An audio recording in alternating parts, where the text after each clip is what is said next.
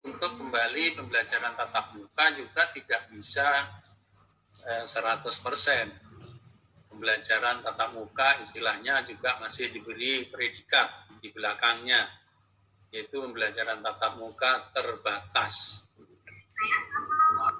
Dengan pembelajaran tatap muka yang 100% saja, yaitu pada masa sebelum ada pandemi COVID-19, saya merasa masih banyak terjadi kekurangan. Saya sering mengistilahkan terjadi atau belajar, siswa kita belajar seolah-olah atau seolah-olah belajar. Mengapa siswa kita seolah-olah belajar? Karena gurunya seolah-olah mengajar seolah-olah. Ada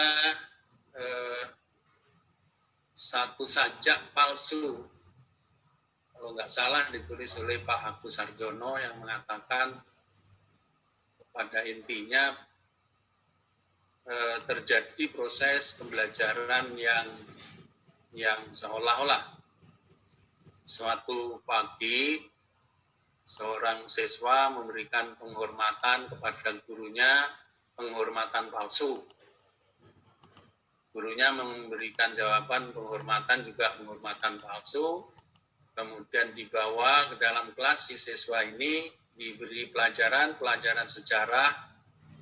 Pelajaran sejarahnya juga sejarah palsu. Di akhir pembelajaran diberi nilainya juga bukan nilai yang sejujurnya, tapi nilainya nilai palsu. Walhasil anak didik kita ini belajar, dia lulus dengan gelar yang bukan gelar yang otentik, tapi gelar yang palsu. Jadi sarjana insinyur palsu, sarjana hukum palsu. Mengapa itu terjadi? Karena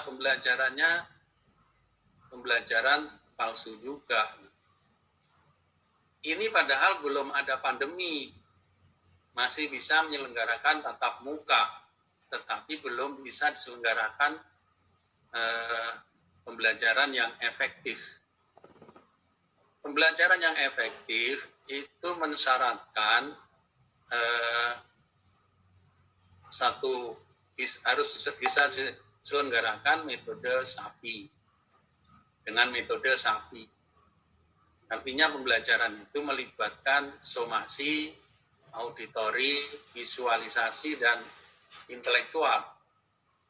Somasi dalam arti belajar sambil bergerak, auditori belajar dengan memanfaatkan audio,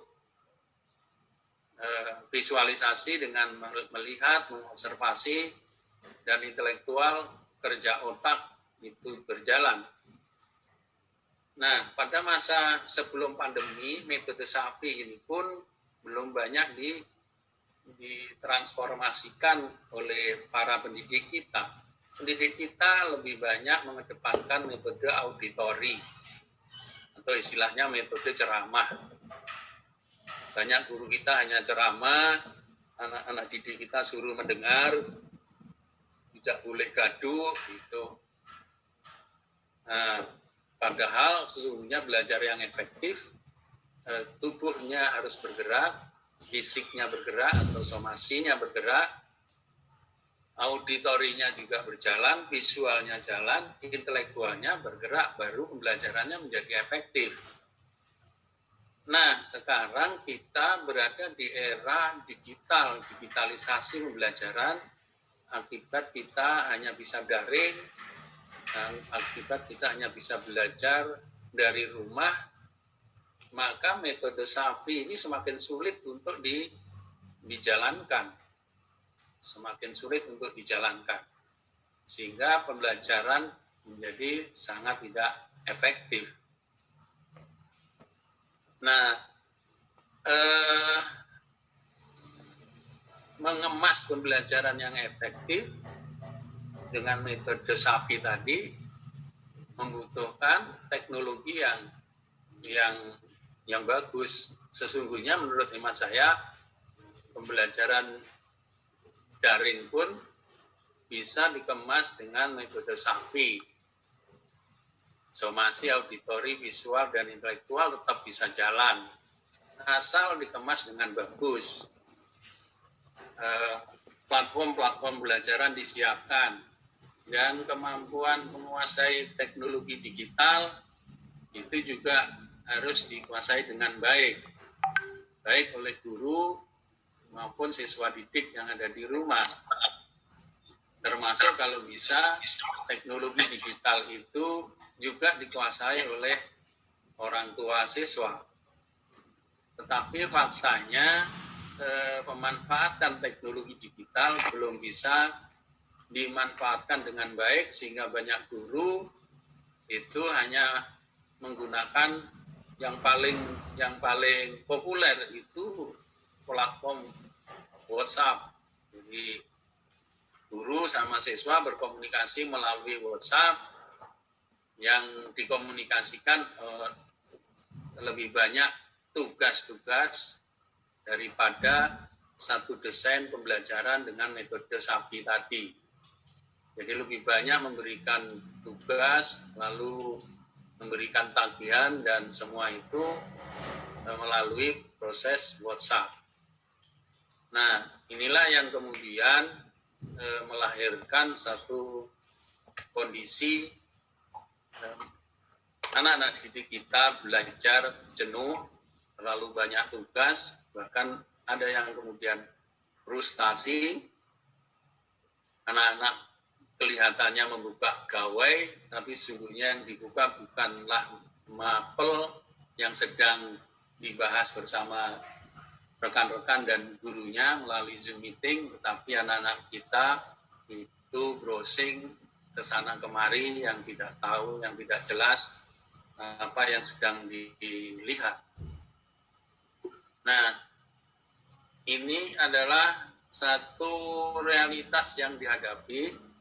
Jadi kita belum bisa membudayakan budaya digital untuk belajar jarak jauh. Nah, kita kemudian merindukan pembelajaran tatap muka, dan pembelajaran tatap muka pun sifatnya terbatas. Kalau toh bisa dilaksanakan, sifatnya terbatas, dan itu pun di zona-zona tertentu. Di zona merah tentu Satgas Covid keberatan untuk diselenggarakan pembelajaran tatap muka. Nah, dalam situasi seperti ini, menurut hemat saya memang kita mendesak agar pemerintah itu menjadikan pembelajaran jarak jauh sebagai arus utama. Jadi kalau di era di luar pandemi, tidak ada pandemi, arus utamanya adalah pembelajaran tatap muka. Tapi sekarang kita berada di era pandemi yang harus kita jadikan arus utama adalah pembelajaran digital, era digital atau pembelajaran melalui metode daring. Nah, oleh karena itu, menurut saya, karena metode daring itu sebagai pembelajaran, sebagai arus utama, maka semua guru kita harus kita siapkan betul, harus ada upskilling, harus ada reskilling di dalam pembelajaran digitalisasi ini. Tanpa itu, maka kemudian pembelajaran jarak jauh tidak akan berjalan secara efektif. Pembelajaran tidak bisa dikemas secara daring dengan efektif. Ada satu pertanyaan barangkali, bisakah PJJ atau metode daring itu dikemas sedemikian rupa sehingga pembelajaran tetaplah efektif? Bisakah metode SAFI itu dikembangkan dengan metode digital melalui teknologi digital? Saya yakin memang tidak bisa 100%, tetapi kalau metode daring itu betul-betul disiapkan dengan baik, insya Allah bisa lah mengemas pembelajaran dengan metode SAPI tadi. Pembelajaran yang menggunakan istilah project based learning atau problem based learning, saya kira itu akan bisa dikemas dan akan melahirkan proses-proses pembelajaran. Jadi tidak melalui tugas-tugas yang membebani satu guru dengan tugas yang banyak, padahal gurunya juga beberapa mapel. Kalau semua memberi tugas, tentu anak-anak didik kita akan jenuh mengerjakan tugas. Nah, oleh karena itu, guru harus kolaboratif, melakukan kolaborasi sesama guru, kemudian mengemas pembelajarannya secara integrated, satu mapel dengan mapel yang lain, itu diintegrasikan, sehingga kemudian lahir satu semacam modul yang dikemas dengan model pembelajaran berbasis proyek. Satu proyek itu untuk mencapai tujuan pembelajaran beberapa mata pelajaran, beberapa guru yang berkolaborasi itu. Dengan begitu, siswa mengerjakan satu proyek atau satu masalah, tetapi sesungguhnya ia belajar untuk sejumlah mapel. Jadi, kolaboratif learning itu dihidupkan. Problem based learning dihidupkan, project based learning dihidupkan menggunakan sarana-sarana pembelajaran digital. Saya kira kalau itu dikemas dengan baik, insya Allah meskipun daring, meskipun pembelajaran jarak jauh, hasilnya akan lebih maksimal atau lebih optimal di tengah-tengah era COVID-19 daripada kemudian memaksakan PTM, sedangkan PTM itu juga banyak masih yang khawatir, pemerintah daerah juga banyak yang tidak berani, Satgas COVID-nya juga tidak berani. Oleh karena itu menurut hemat saya, guru-guru kita disiapkan untuk berkolaborasi mengemas pembelajaran berbasis project atau berbasis masalah, problem based learning. Saya kira itu yang bisa saya sampaikan mengawali diskusi ini. Terima kasih. Assalamualaikum warahmatullahi wabarakatuh.